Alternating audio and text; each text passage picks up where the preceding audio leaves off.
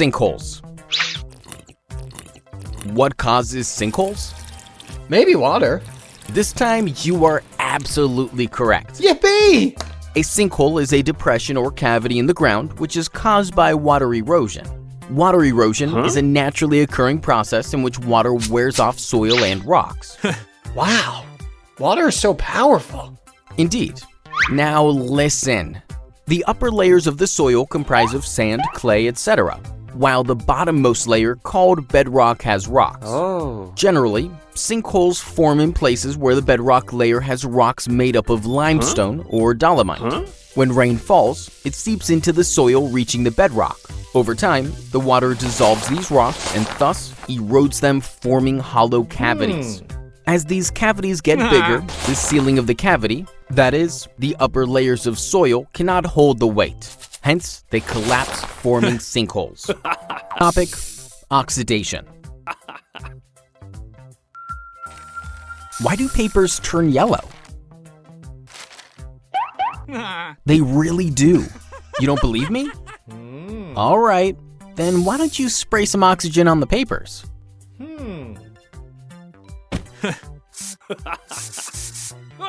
See, I was correct. Do you know why this happens?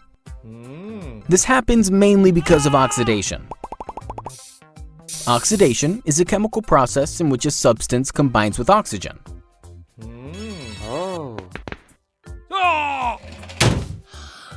Now, paper is primarily made up of wood. Wood is made up of cellulose and lignin.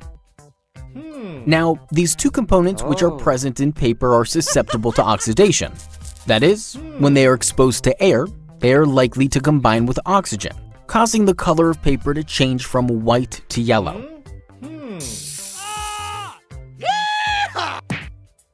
But did you know that newspapers turn yellow relatively quickly as compared to books?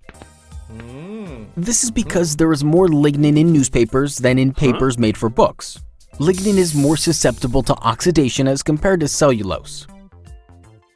Hence, newspapers turn yellow faster than papers of books. Why do old books smell so good? 'Cause books secretly apply perfume. No. Smell of old books is basically because of paper and ink in those books. Paper is primarily made up of wood. Wood is made up of organic compounds like cellulose and lignin. Over the years, these compounds react to heat, light, and moisture and begin to break down, releasing VOCs. VOCs means vanilla orange cakes, right? Nah. VOCs stand for volatile organic compounds. These compounds easily vaporize and mix in the air, thus forming the smell of old books.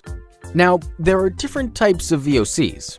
A volatile organic compound called vanillin gives vanilla-like smell. Another VOC, benzaldehyde, gives almond-like smell. Ethylbenzene gives a sweet smell. In short, the combination of various compounds makes old books smell so good. How do fireflies glow? Using a magic wand. Nah. Fireflies glow because they produce light by a biochemical reaction.